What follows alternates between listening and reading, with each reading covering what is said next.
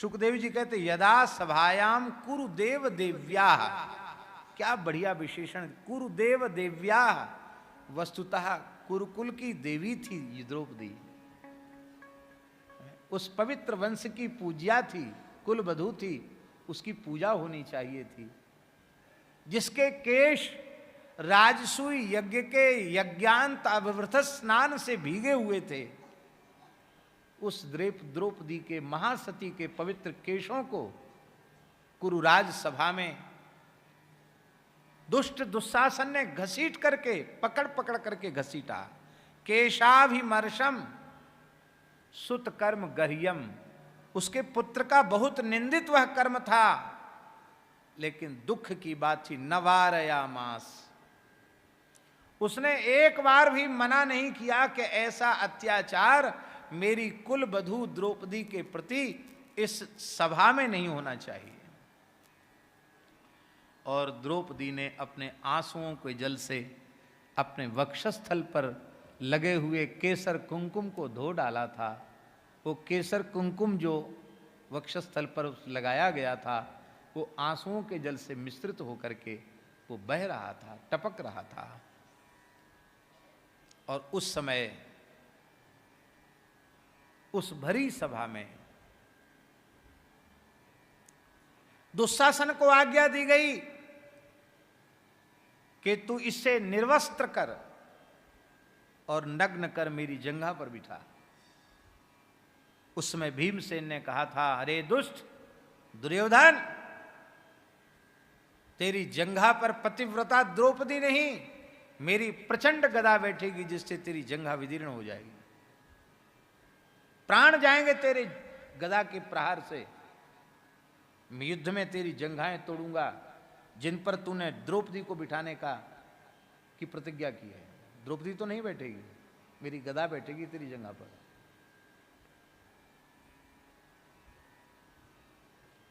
फिर भी नहीं सुना गया उन दुष्टों के द्वारा। द्रौपदी के पवित्र वस्त्र को पकड़कर दुष्ट दुशासन खींचने लग गया। द्रौपदी बिचारी क्या कर सकती थी, 10,000 हाथियों का बल था दुशासन में। द्रौपदी ने एक बार उस धर्म सभा की ओर देखा जिसमें बड़े बड़े महापुरुष बैठे थे, द्रोणाचार्य, कृपाचार्य, अश्वत्थामा, ये सब ऋषि पुत्र हैं। अश्वत्थामा भी तो ऋषि पुत्र है। भीष्म पितामह, द्रौपदी के 5 पति भी बैठे थे। एक एक करके सबकी ओर देखा, लेकिन सबकी नजर नीची थी। पांडव भी नीचे देख रहे थे।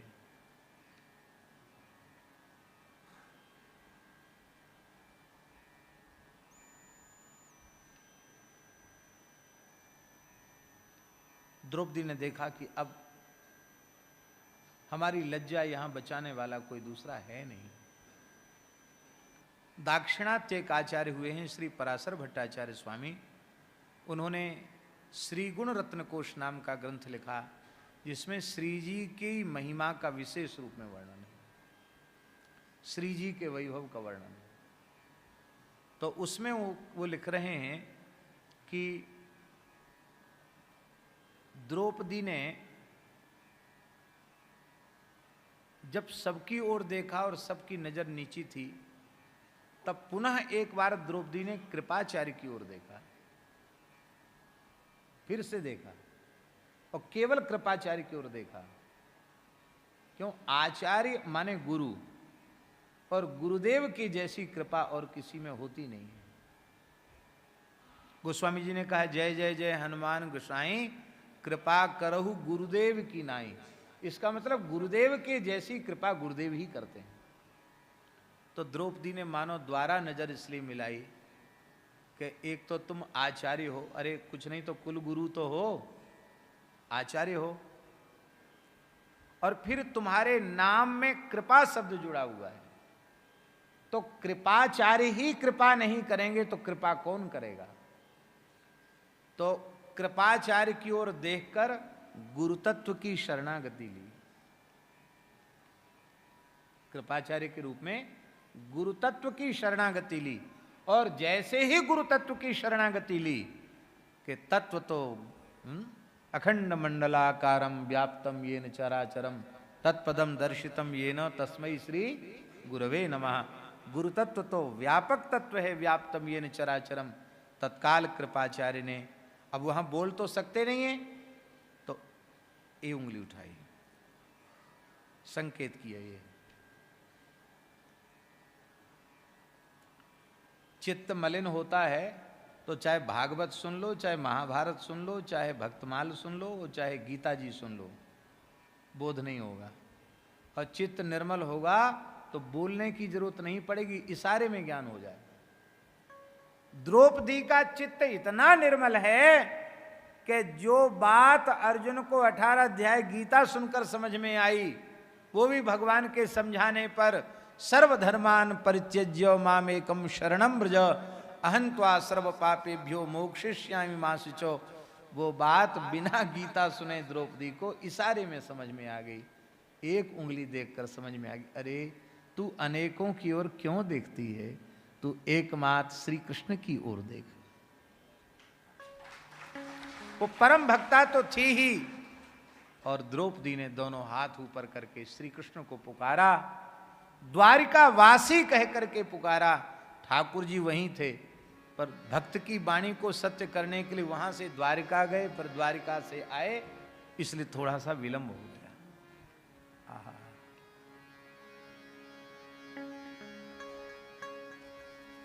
जिस समय द्रौपदी ने भगवान को पुकारा, उस समय भगवान भी द्वारिका में रुक्मिणी के साथ चौसर खेल रहे थे।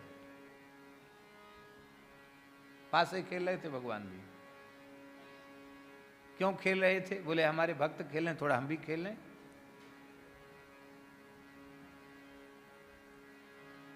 जैसे ही द्रौपदी ने पुकारा, भगवान उठ के खड़े हो गए। रुक्मिणी ने कहा क्यों खड़े हो रहे हैं? देखा भगवान एकदम आवेश में। रुक्मिणी ने चरण पकड़े, प्रभु मैं समझ गई, भक्ता द्रौपदी की पुकार से आप व्याकुल हैं, क्या करना चाहते हैं? कहा देवी रोको मत। जिस सृष्टि में, जिस ब्रह्मांड में, जिस जगत में, जिस संसार में मेरी प्राण प्रिय भक्ता सखी द्रौपदी का तिरस्कार होता है, मैं उस सृष्टि को नहीं रखना चाहता हूं, मैं सारी सृष्टि को भस्म करना चाहता हूं। सारी सृष्टि को समाप्त करने का संकल्प भगवान कर रहे हैं। रुक्मिणी ने कहा प्रभु आवेश में कोई निर्णय नहीं लेना चाहिए। आप भक्ता द्रौपदी की रक्षा करने के लिए जगत को नष्ट करना चाहते हैं। जगत में कितने श्रेष्ठ श्रेष्ठ भक्त आपके विराजमान हैं, बाद में आपको ही रोना पड़ेगा।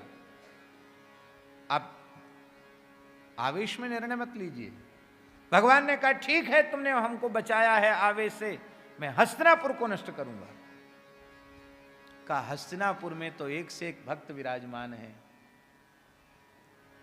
महात्मा विदुर भी तो हैं, आपकी काकी विदुरानी भी तो है, कुंती माता भी, आपकी बुआ भी तो वही है।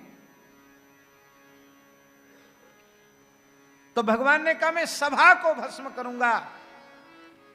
बोले उसमें भीष्म, द्रोणाचार्य, कृपाचार्य ये सब बैठे हैं। भगवान ने कहा भले ही बहुत बड़े बड़े से बड़े महापुरुष बनते हो, लेकिन मेरी भक्ता के तिरस्कार को सहन किया है इन्होंने, मैं इनको भी नहीं भस्म करूंगा।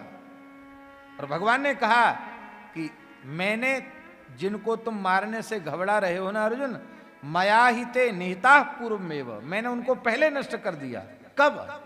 जब द्रौपदी के अपमान पर वे नहीं बोले, मैंने उसी समय उनको समाप्त कर दिया था।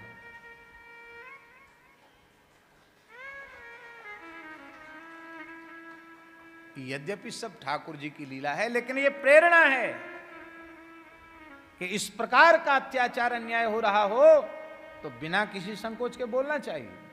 बहुत बड़ा अपराध था। तो मैं नहीं मान सकता, सभा को भस्म करूंगा। कहा नहीं प्रभु, ये भी ठीक नहीं, क्योंकि आप द्रौपदी की रक्षा करने के लिए सबको भस्म कर रहे हैं। अरे द्रौपदी का सुहाग भी तो वहीं बैठा है, पांचों पांडव भी तो वहीं बैठे हैं, वे भी भस्म हो जाएंगे तो द्रौपदी तो फिर सती हो जाएगी। वो महासती है, पतियों के बिना जीवित नहीं रहेगी। तो आपका उद्यम ही व्यर्थ हो जाएगा। इसलिए आप और कुछ विचार कीजिए, आप सभा को भस्म करने का संकल्प नहीं कीजिए। तो वो पंक्ति बाबा लिखने योग्य है। श्री पराशर भट्टाचार्य स्वामी कहते हैं, द्रौपद्याः परिभवम दृष्ट्वा, द्रौपदी का अपमान देखकर भी भगवान ने क्षमा कर दिया। कहते द्रौपद्याः मंगलसूत्र रक्षार्थम, द्रौपदी के मंगलसूत्र, द्रौपदी के संबंध से पांडव बचाए गए, वो भी नहीं बचने वाले थे। आहा। अच्छा एक बात बताओ, भगवान सबसे ज्यादा भीमसेन से प्रसन्न क्यों थे?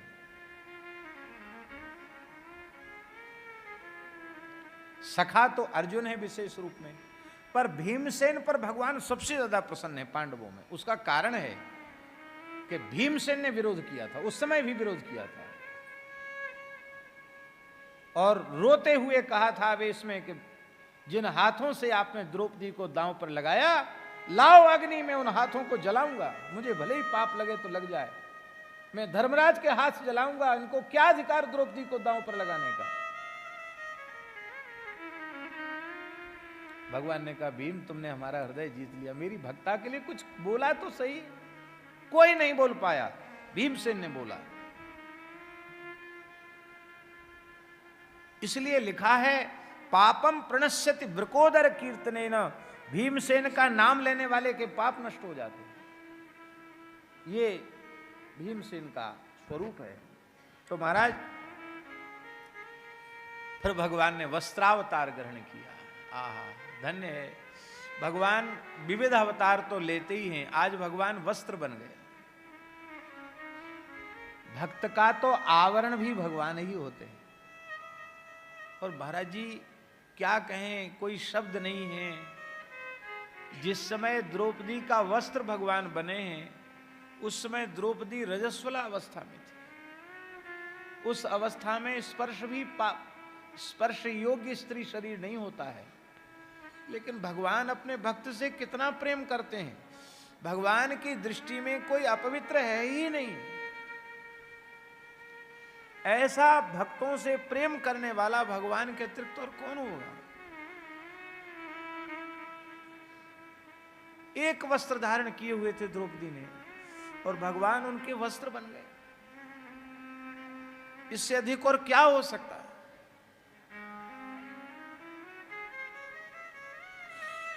ऐसे भगवान को छोड़ करके यदि किसी का संसार में प्रेम हो गए, तो उससे बड़ा दुर्भाग्य और कोई दूसरा है ही नहीं।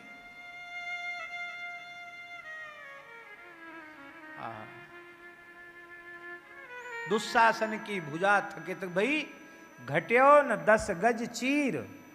10 गज चीर घटा नहीं, दुशासन की भुजाएं थकित हो गई। बोले कि उस समय द्रौपदी ने